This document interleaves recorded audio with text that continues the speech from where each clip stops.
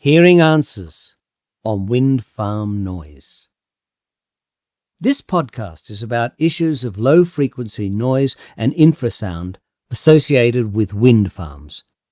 It is a series of 5 short sessions between 5 to 7 minutes each, presented by pharmacist George Papadopoulos, dealing with almost 2 decades of his experiences with and research into low-frequency noise at a number of wind farms across Australia. The first session, Sounds of Silence, deals with George's initial experiences with wind farm noise in 2005.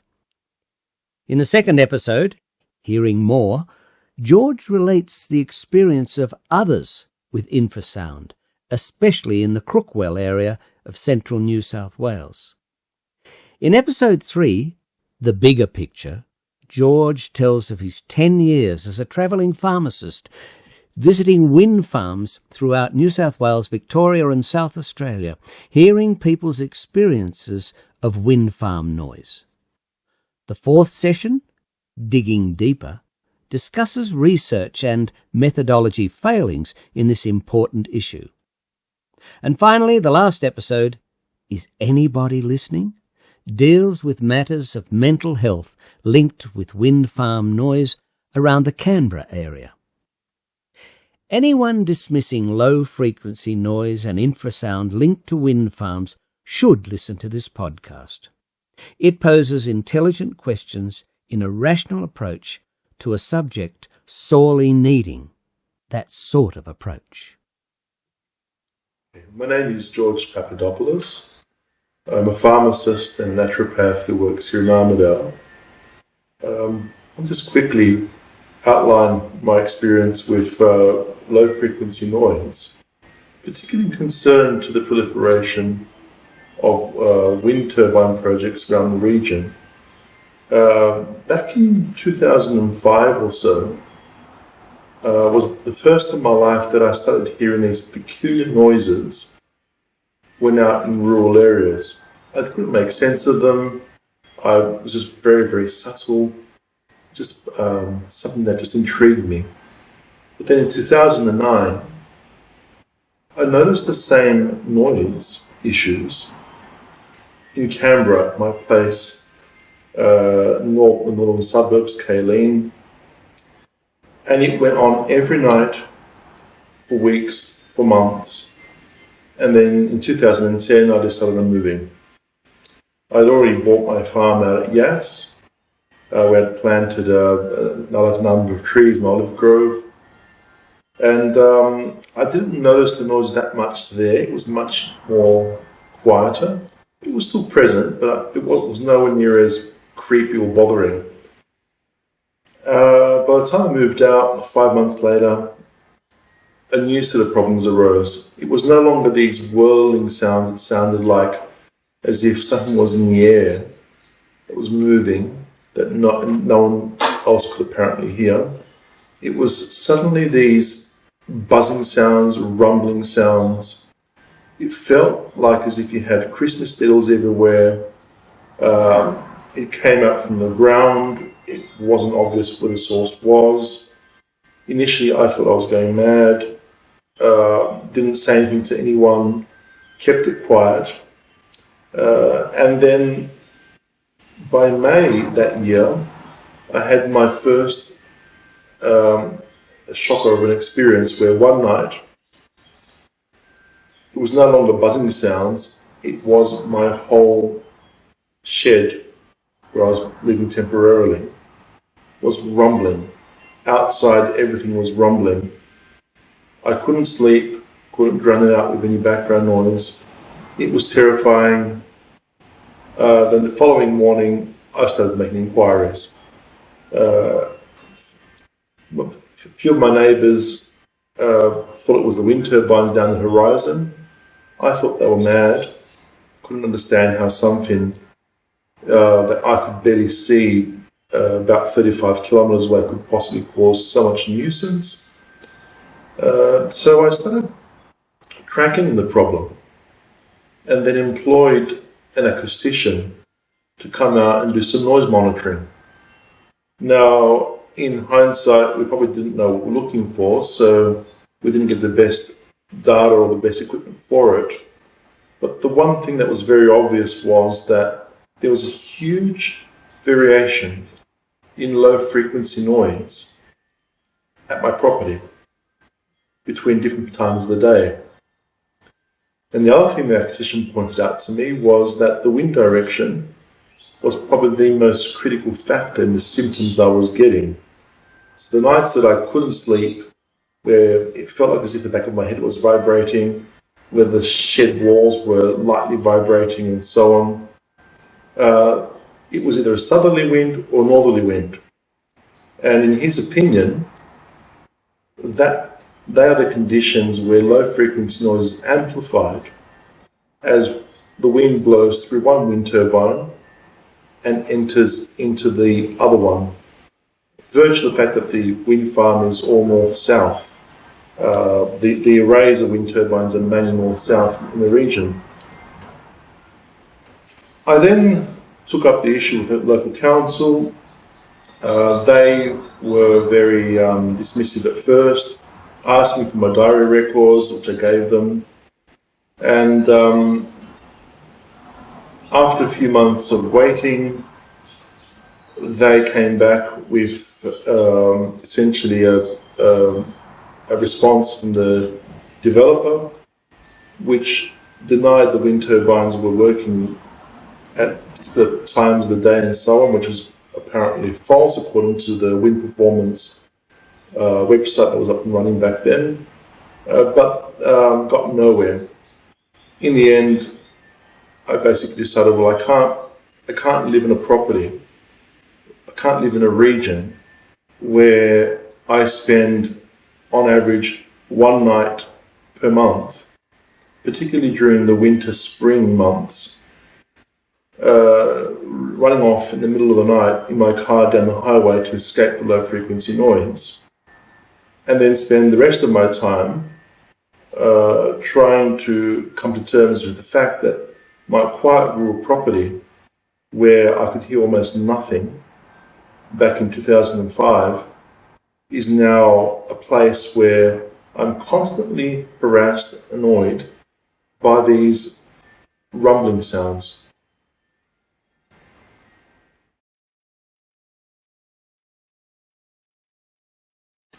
Hello, it's George Papadopoulos again.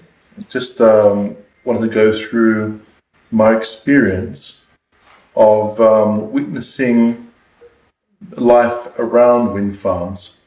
Now, this is an area that became of curiosity to me because I initially thought of wind farms as being a great idea that was going to replace carbon emissions and so on, until my life was turned upside down by long distance noise issues. So I got curious to sort of see what was going on closer up and see how that compared to my experience out in my property north of Yass. In 2011, I came across a number of people who were at that point fighting up proposals around Crookwell, and from there bumped across a few people who were already living close to the then Crookwell 1 wind farm, which I believe has been decommissioned, or is about to be decommissioned. It's a small wind farm, small wind turbines. It was a trial site. The government didn't actually publish anything about their experience with the wind farm. I don't exactly know why, but the locals who lived next to it had some pretty bad experience with it. The first couple that I came across were one that frequently travelled away, but when they were back at home, their old and believe ancestral home, the wife kept developing these facial swelling, tongue swelling, very bizarre musculoskeletal symptoms, which they attributed to magnetic radiation from the wind farm. despite all the complaints, despite all the evidence of her suffering, nothing was done about it.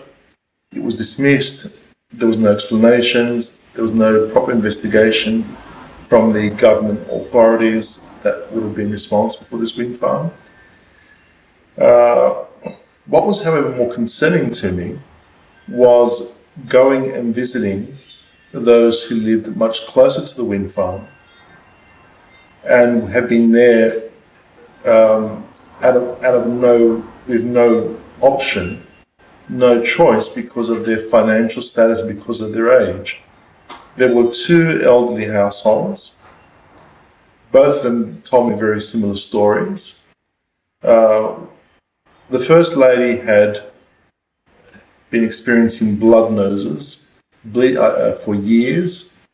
Her husband, who had only recently passed away from cancer, had the same issues. They would be able to sleep at night. They'll be using large doses of sleeping tablets. They would be experiencing nausea very frequently.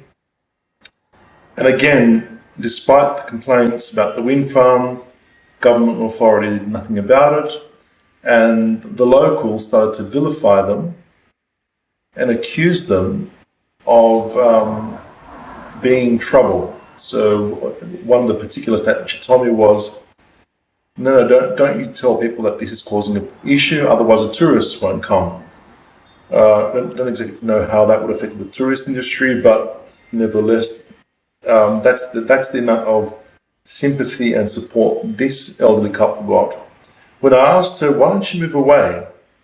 Her response was, I'm too old to move, didn't have the money to move, and I don't know what else to do. The second elderly couple that I also came across, similar stories, nothing different to the first. What I found most concerning was that it's one thing to hear a story from someone, it's another thing to experience it. And me and the other two guys that were with me, going around visiting that wind farm and these two couples, all experienced invariably the same symptoms. A full feeling in our ears, nausea, vertigo, and a nose that felt like as if the blood vessels were about to explode, like this big pressure sensation in the inner head. It didn't take us more than 15 minutes to work that out. But I just was horrified. I couldn't believe that we live in Australia, a democratic country, and that we have allowed a small number of people to go through this immense suffering, ignored, and not listened to.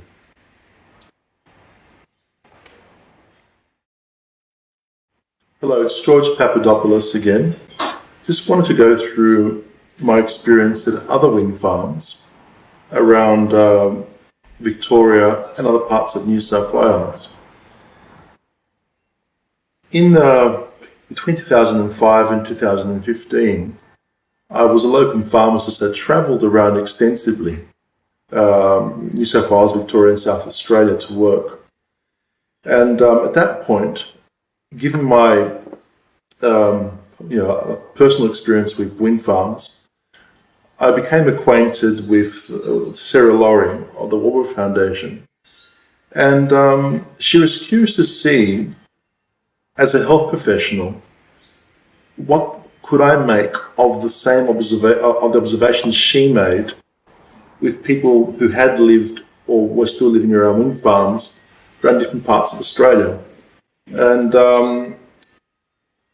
I had visited people that were living around the capital wind farm, listened to their stories, saw their living environments, experienced what they were experiencing and so on. Went down to Western Victoria and spent some time around Hamilton, a village close to the Glen Thompson wind farm. Went out to the Glen Thompson wind farm, met some of the people that were still living or no longer living around the wind farm, and also went down to Cape Bridgewater, down on the Victorian coast, an area which had a large number of wind turbines pulled over what was otherwise very scenic, very beautiful coastline. And again, met different people there, saw people who had moved away, could no longer live in their homes and so on. The main parallels that I saw between all the three wind farms was, unlike Crookwell 1, which was full of small, fast-spinning wind turbines that caused all the blood noses and all the extreme vertigo and so on, the larger wind farms didn't have that, let's say, horrific, intense symptoms. But what they did have was the sleep disturbance, the sensations that things were moving in the house, the violence, the aggression between family members who discovered that when they were no longer near the wind farm, they didn't feel that same way. The fatigue, the burnout, the glue ears, the other ear, nose and throat symptoms. And it didn't matter which wind farm I was at, they were all invariably causing the same issues for a significant but small number of the people around them. I didn't actually work out percentage, but I'll probably say maybe 10%, maybe 20% of the residents around those wind farms had either moved out or contemplating on moving out after a few years of them operating. And the symptoms didn't start instantly. They usually started within the first 6 to 12 months as their bodies became more and more afflicted by the, I think there must be some cumulative effect from the low frequency noise and infrasound.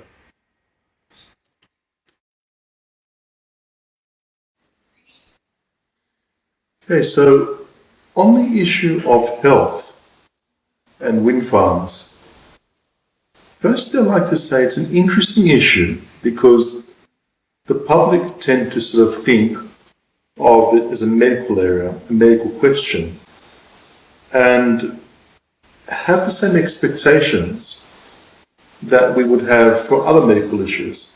So, for example, with pharmaceuticals, the area that I'm most acquainted with, a company makes a drug based on some pretty laborious, extensive research, and then that drug goes through a series of trials. First, safety trials to make sure it's safe in humans. We always have a few dedicated number of people who are essentially playing the role of a guinea pig. And then trials that look at its effects and then how those effects eventually can be generalized. So unless there is like millions of dollars of research involving large number of people, a drug won't make it to the market. Now, on the issue of wind turbines and health, it's the other way around.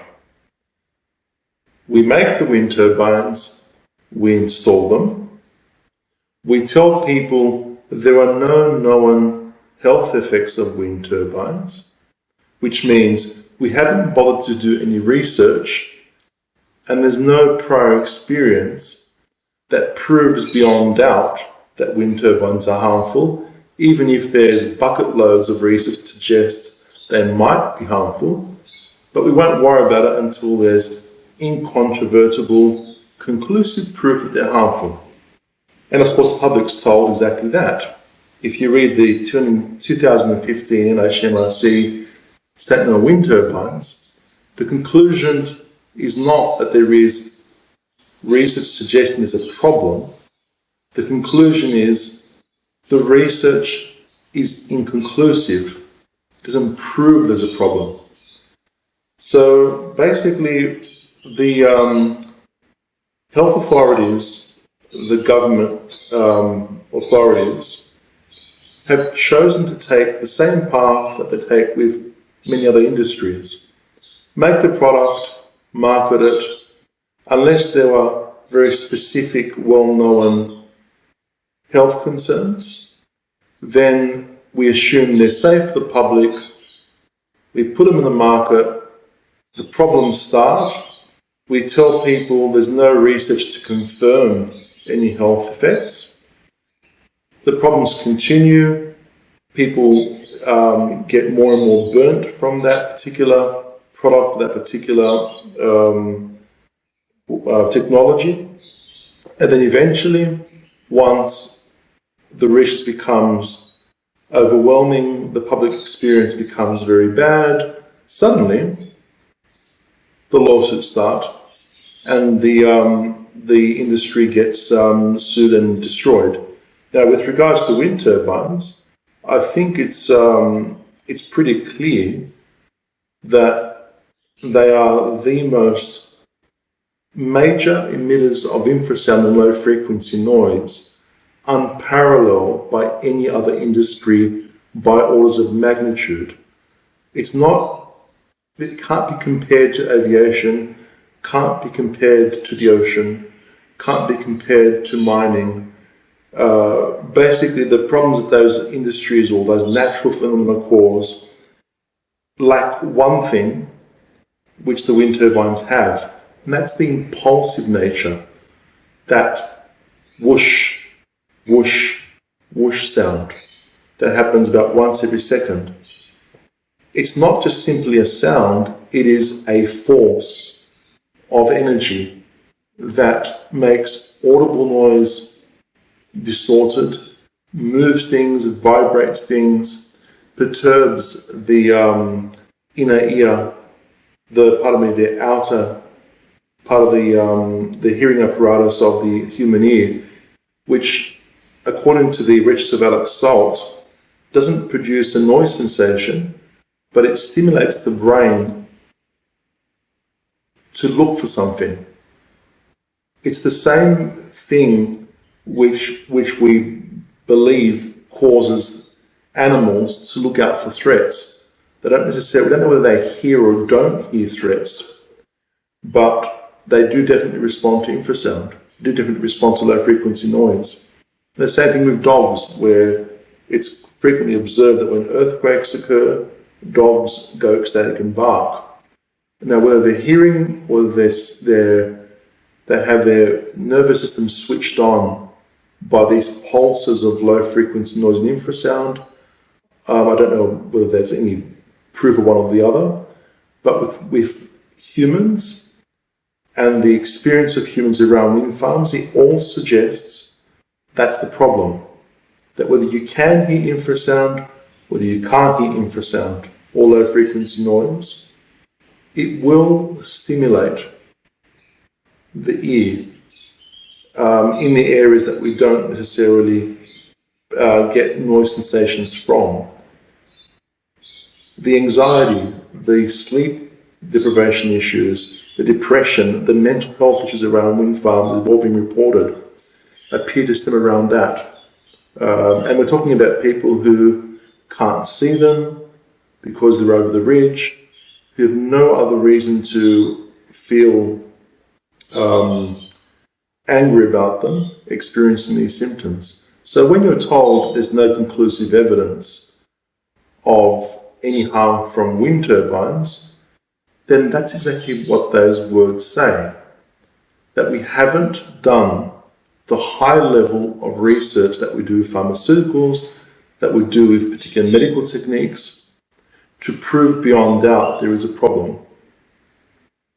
Whereas our way of looking at it is that if there isn't conclusive evidence of any harm, well, then there's plenty of evidence that suggests there's a problem. But unfortunately, at the moment, government authorities want to ignore that and focus on whether or not they're going to be in courtrooms paying out damages.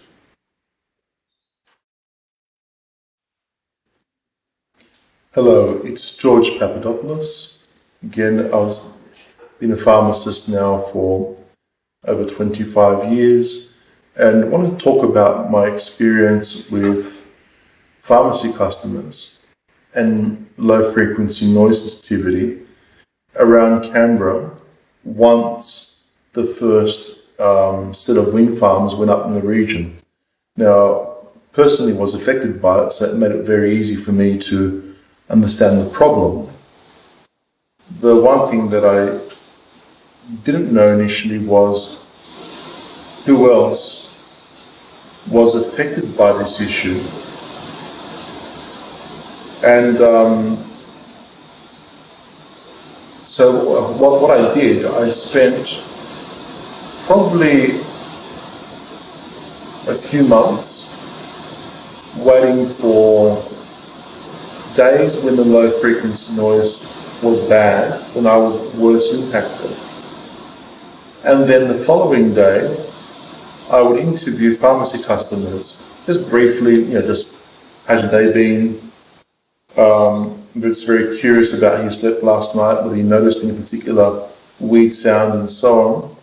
And initially, to my disappointment, I discovered that pretty much almost no one was hearing what I heard, except for people who'd recently lost loved ones, were going through grief, and people who were either on opiate painkillers or on the opiate withdrawal programs. So when I asked them the question, they would look at me like as if, oh, finally, someone who knows what I'm talking about. Yes, I could hear what you're talking about. And invariably the description would be something between a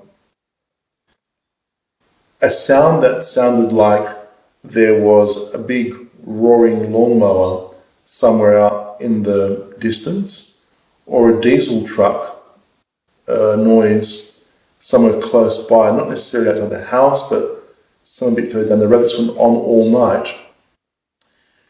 The other observation that I eventually made was when I asked people about their animals, about their dogs in particular, it correlated very neatly to my perception of the worst of the nights with low frequency noise.